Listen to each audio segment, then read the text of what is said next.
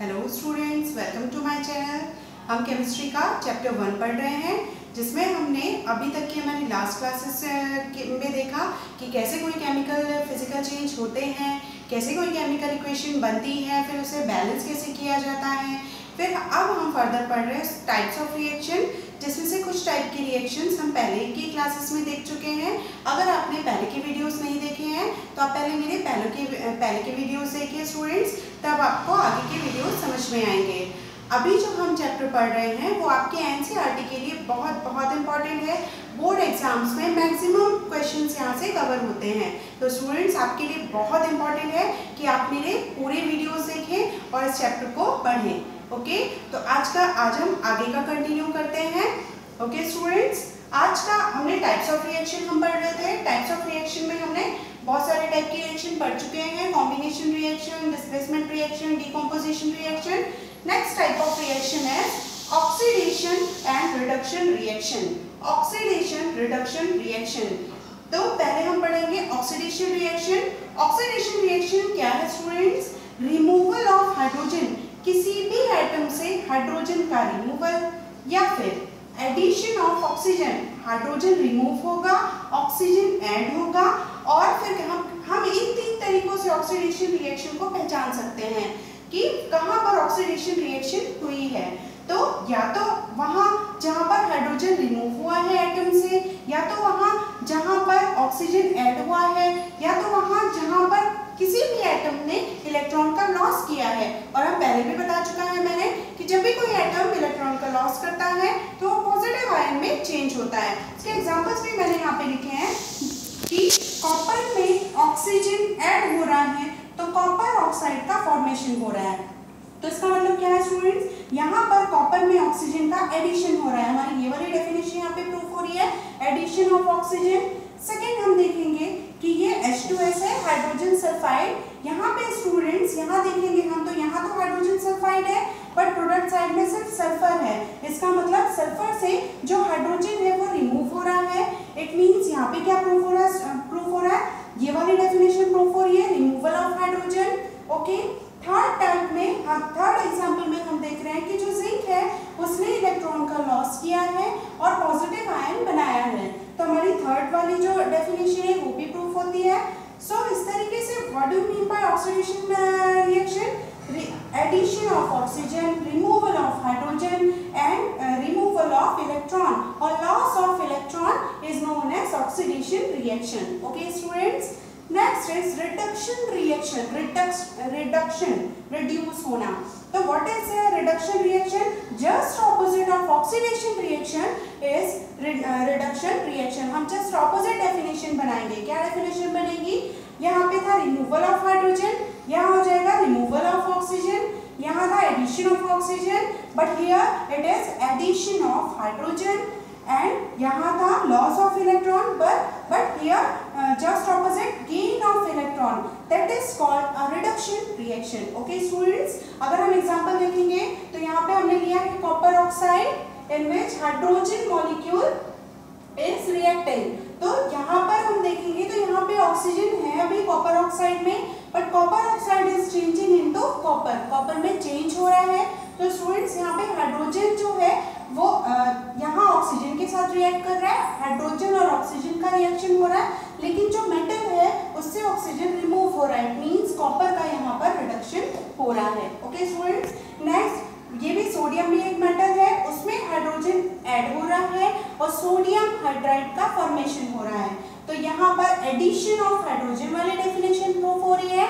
Next अगर हम metal को देखते हैं, आयरन को, तो यहाँ पर आयरन जो है 3 पॉजिटिव चार्ज है। It means it is 3 electron deficient. इसके पास 3 इलेक्ट्रॉन की कमी है। अब यहाँ +1 इलेक्ट्रॉन का मतलब ये 1 इलेक्ट्रॉन का गेन कर रहा है। जब कोई भी आयन इलेक्ट्रॉन्स का गेन करता है उसमें पॉजिटिव चार्ज कम हो जाते हैं। तो 3 पॉजिटिव चार्ज था मतलब 3 इलेक्ट्रॉन डेफिशिएंट था ये आयरन। अब यहाँ पर 2 पॉजिटिव चार्ज बन गया है। तो यहाँ पर ये वाली डेफिनेशन भी प्रूफ होती है, gain of electron. So students ये ऑक्सीडेशन और रिडक्शन के एग्जांपल्स हैं रिएक्शन के। तो ऑक्सीडेशन और रिडक्शन बहुत सिंपल है।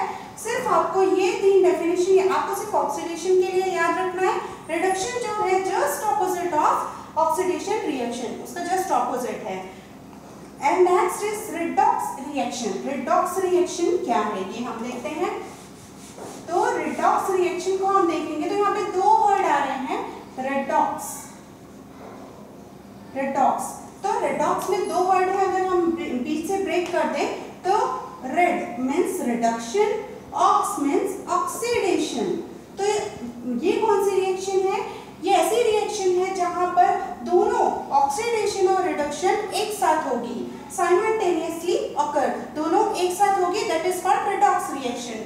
तो यहाँ पर एक और इम्पोर्टेंट चीज हमको पढ़नी है। रिडॉक्स रिएक्शन तो बहुत सिंपल है, जहाँ पे ऑक्सीडेशन और रिडक्शन एक साथ होगा।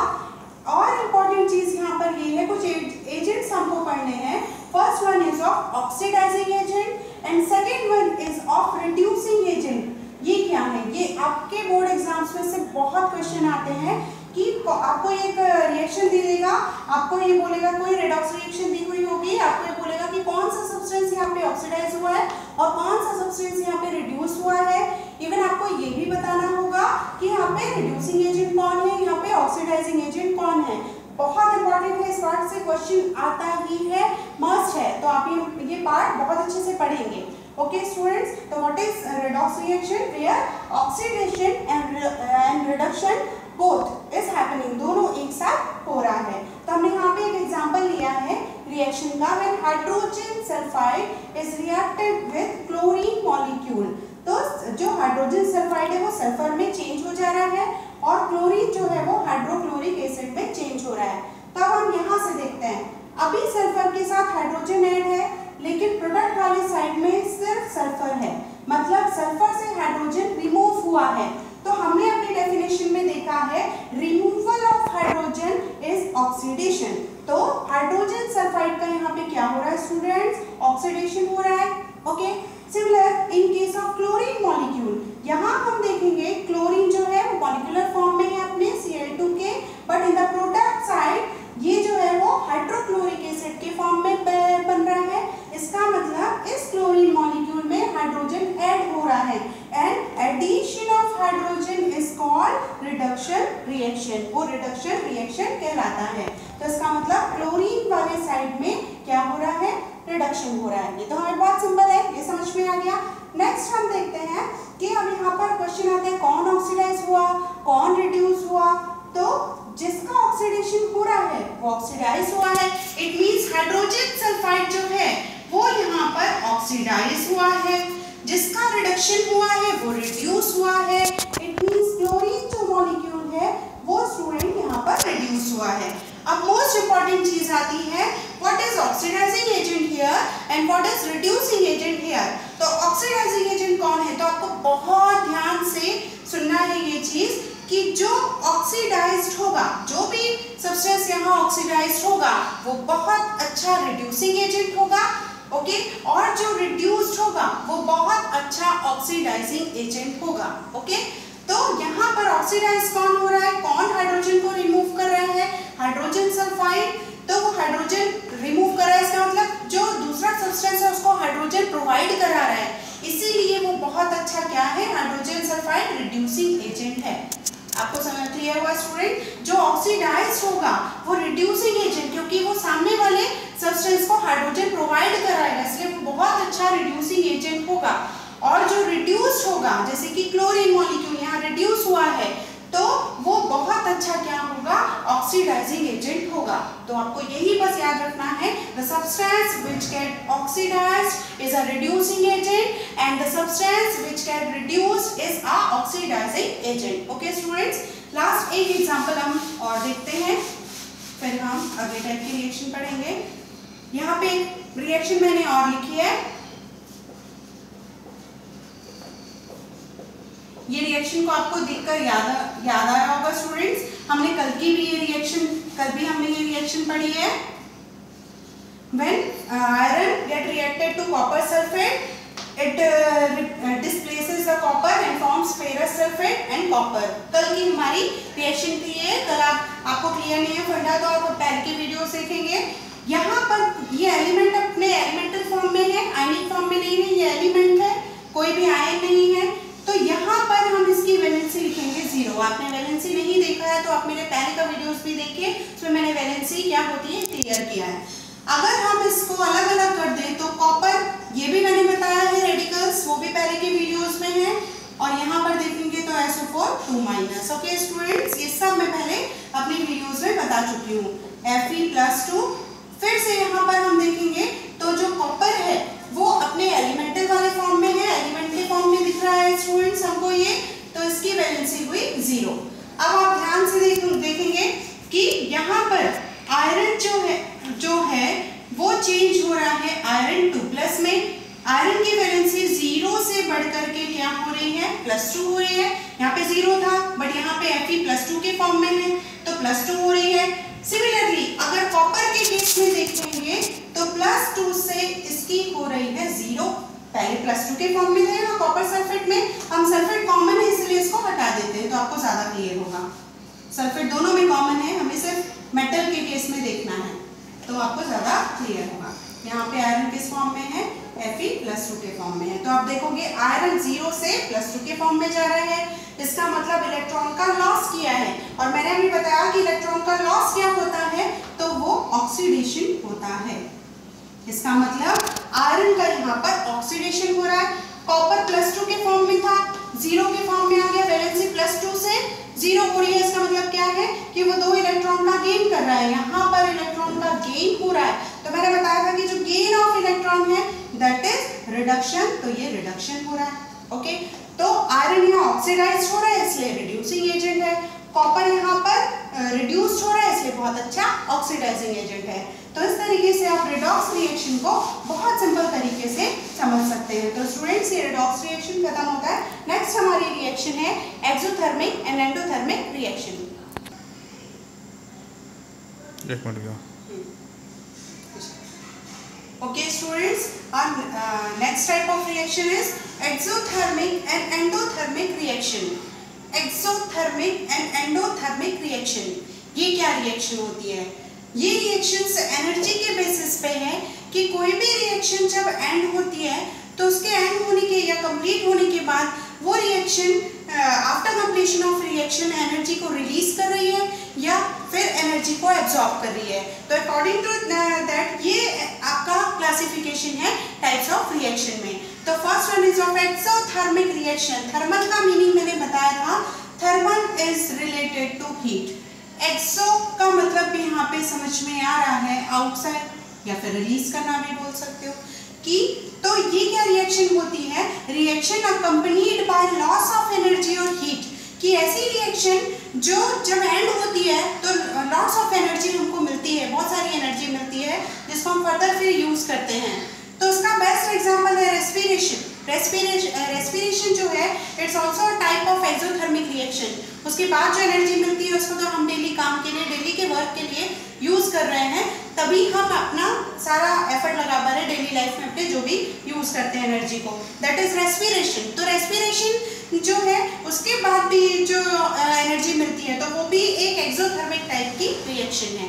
अगर यहाँ पर हम देखें तो ये कौन है, हाइड्रोकार्बन है। मैंने पहले की क्लासेस में भी बताया है, व्हेनेवर हाइड्रोकार्बन बर्न, कभी भी हाइड्रोकार्बन का कम्बशन होता है, always carbon dioxide and water is form and large amount of energy is released. इसी एनर्जी को हम यूज करते हैं। क्यों हम हाइड्रोकार्बन को एज अ फ्यूल यूज करते हैं? ये मीथेन है, ओके, मीथेन गैस है, तो उसको हम बर्न कर रहे हैं या हीट कर रहे हैं तो वो कार्बन डाइऑक्साइड और वाटर दे रही है और लार्ज अमाउंट ऑफ एनर्जी यहाँ रिलीज हो रही है। तो it's also a type of exothermic reaction.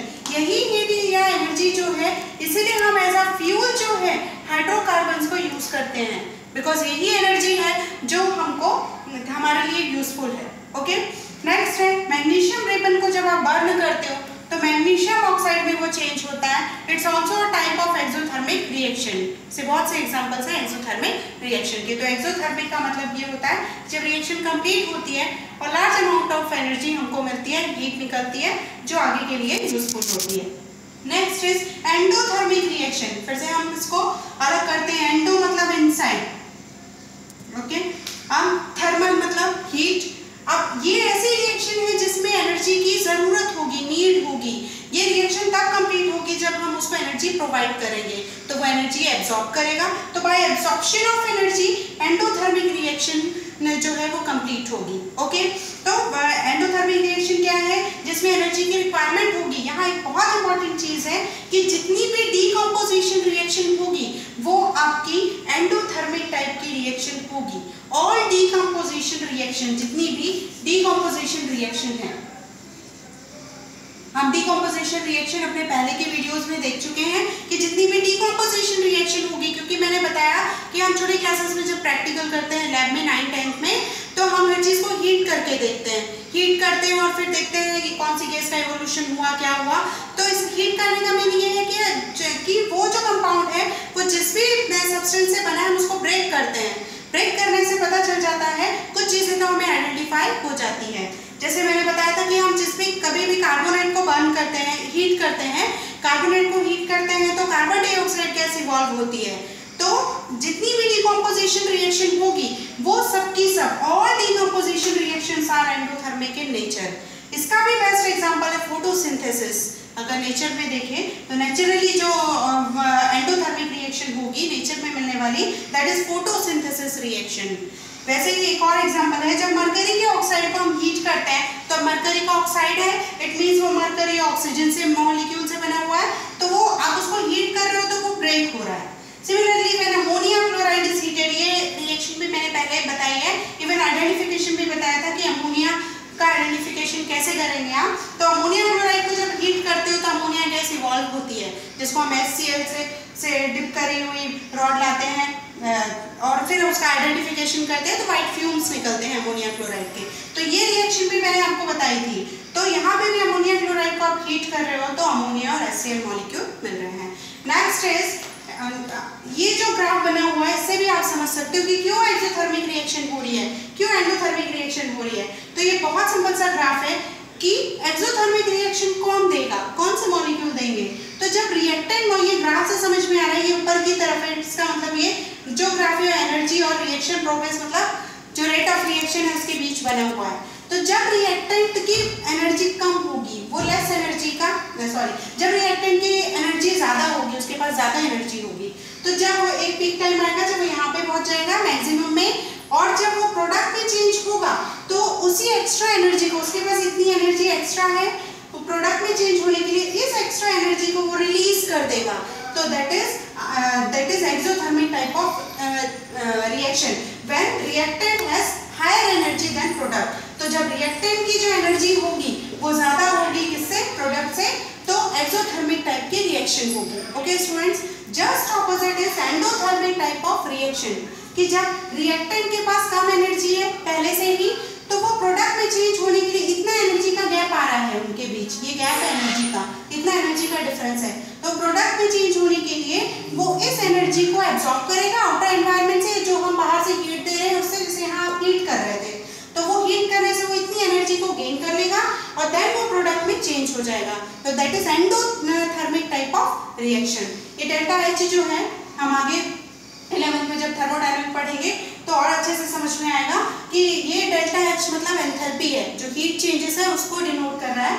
तो यहाँ एनर्जी रिलीज हो रही है, तो डेल्टा H जो होगा इट ऑलवेज बी नेगेटिव, और यहाँ एनर्जी जो है वो आप प्रोवाइड कर रहे हो, हीट कर रहे हो सब्सटेंस को, आउटर एनर्जी दे रहे हो, तो यहाँ पॉजिटिव आएगा, डेल्टा H की वैल्यू जो होगी वो पॉजिटिव होगी। तो so students, types of reaction is completed. तो आपका ये चैप्टर आज कंप्लीट होता है। नेक्स्ट हम नेक्स्ट चैप्टर के साथ मिलेंगे। Okay students, thank you.